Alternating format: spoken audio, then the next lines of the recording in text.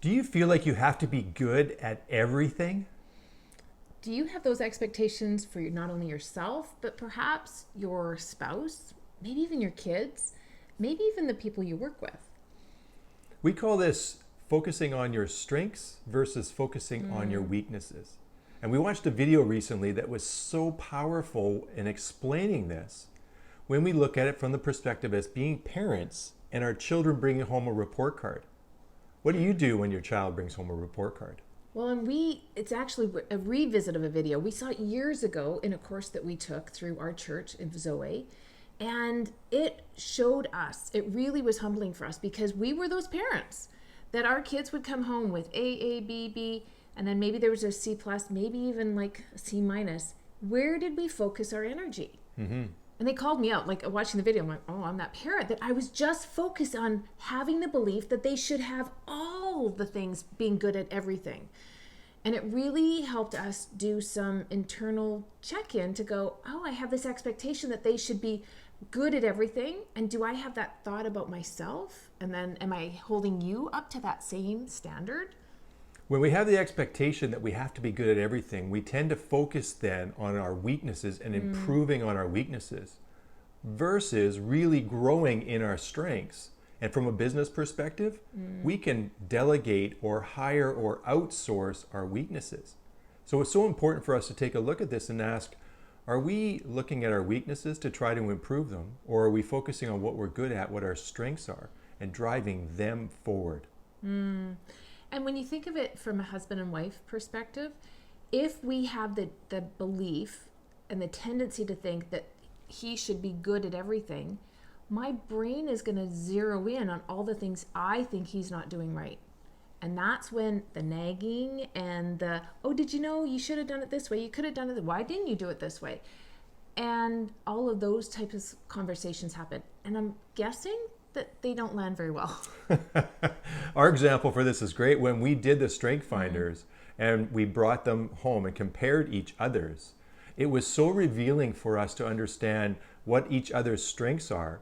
And we go to those strengths in times of stress oftentimes, right? We want to huddle in on what our strengths are.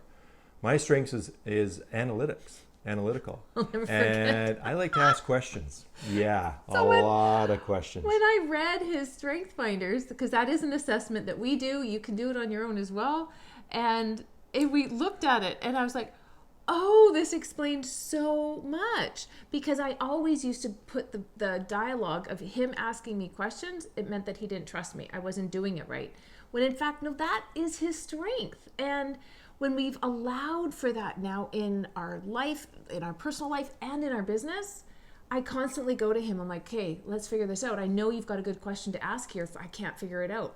It's a complete strength. And I've been able to see it differently now. And the other interesting thing for me and what that revealed for me was, if I'm asking a lot of questions, there might be a stressor out there that's causing me to do that. Like, I'm not wanting to make a decision, or I don't want to take a risk. And so it's great for me to have that own self-awareness of that. And for me to understand what your strengths are of woo, of winning other people over, of social, of being connected to people. That is an important thing for me to be able to give space for that, right? And for that opportunity for you to be able to have it. But also to be able to realize for that strength that if it's being overused, we need to make sure that we have an opportunity to have a conversation about that. Yeah. And when we did it with our children, when we were able to watch this video, really be insightful to go, how are we doing this with the kids? And how can we support them in really shining with what they're good at? And maybe my kid's not going to be a chemist. That's okay, right? Like, yes, we're going to still support them to get the passing grade to get there, but they don't need to get the A in that if it's really not one of their strengths. And as soon as we release that and allowed for that, oh man, I'm sure and actually that would be a fun episode to actually having our kids on. Stay tuned. Fun for us. I'm not sure about them so much. So, strengths, weaknesses, Right? not sure. Yeah, really? Yeah. They might tell the whole world of what we didn't do well as parents. But we encourage you today to really take note and go, am I having this expectation on myself that I should be good at everything? And what if that wasn't true? What if I am actually allowed to be good at some things and not so good at others? And just start to become aware. Am I focusing more on what I'm not good at and what my husband or partner's not good at and what my kids aren't good at and what my colleagues aren't good at? And might it actually go and encouraging strength-based support and going, oh, this is what you're really good at, and let's focus in on that. And if we need help and support in helping over here where your weaknesses are, we can do that.